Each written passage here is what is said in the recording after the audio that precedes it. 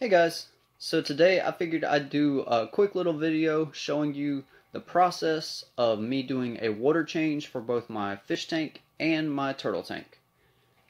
So let me get started on that. As you can see, the fish tank isn't actually looking that bad. The water's a little low, but it's been a while since I changed it, so I definitely need to do a water change. However, the turtle tank doesn't take very long at all to get nasty. So I have to clean this one out much more often than the fish tank. Turtles are just nasty creatures. They eat a lot, they poop a lot, and filters tend to not do much, honestly. So I'm going to show y'all what I do with the turtles.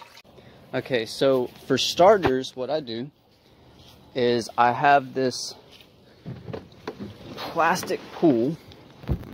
Turn the camera around and show you.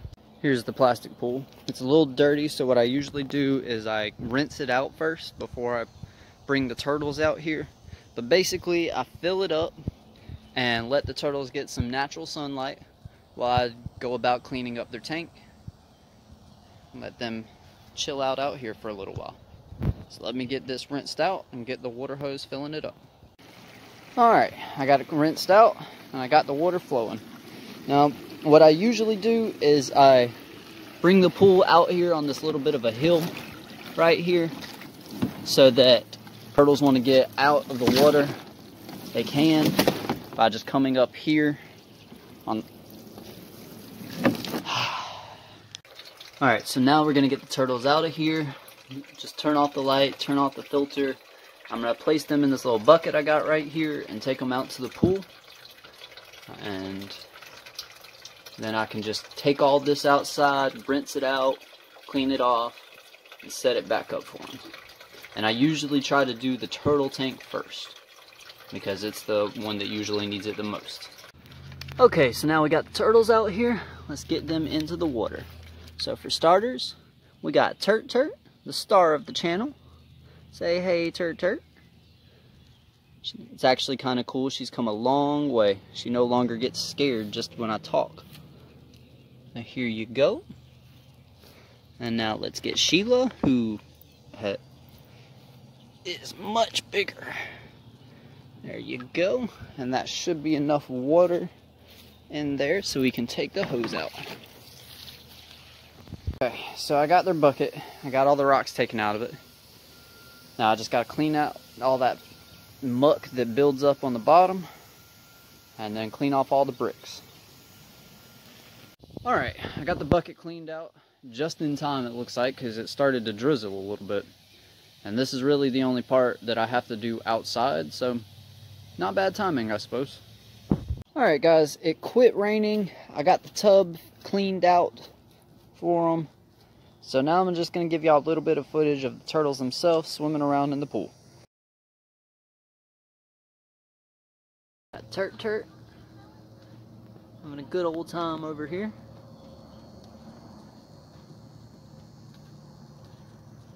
And Sheila, she's shy. Don't mind her.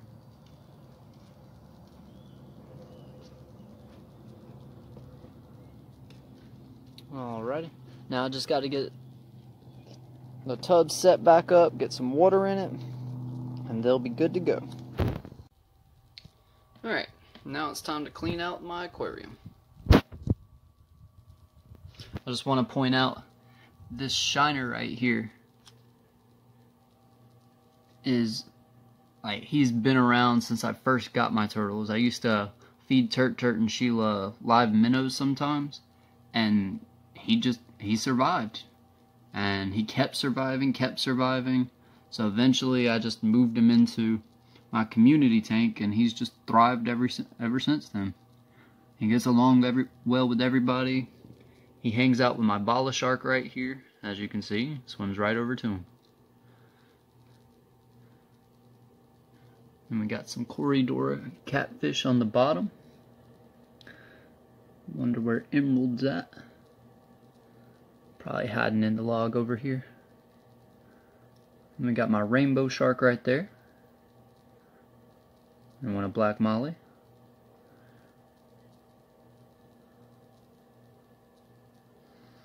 But alright. And if you see him peeking out, that's Big Chungus. It's a algae eater that's gotten pretty big.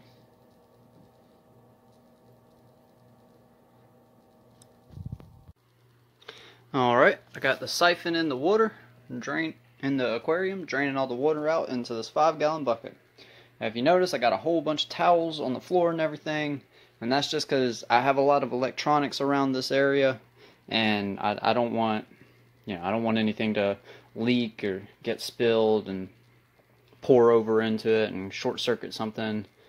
That would just be a nightmare. So now we just got to drain this until there's only about 10% water left, and then refill it. And that'll be it. I'll be done. It's a long process, but the water quality after it's over is it's pristine. So all my Corydoras are coming out to play. There's a green Corydora. There's a peppered Corydora. Looks like the panda swam back off. If they come back around, I'll try to get some footage. If you see that big catfish right, this big catfish right here, well, big, that's Emerald, the Corydora. If you watch my Turk Turk Plays Leaf Green, this is the inspiration behind the Magikarp and Gyarados.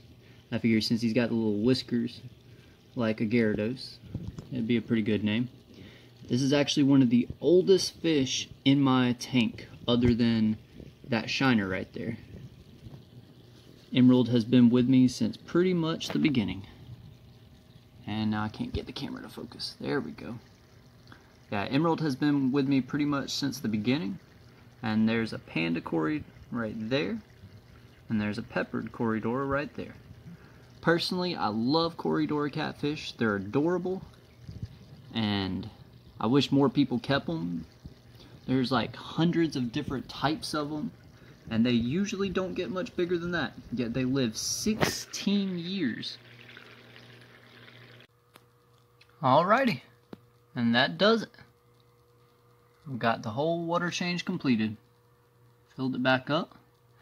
Now you're going to see a little bit of stuff floating around in there. That's just because like the kickback from when the filter turns back on.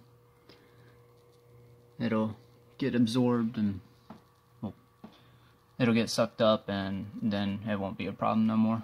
The water will clear up even more. It's just got to run for a little bit. But yep, that about does it. Thanks for checking in.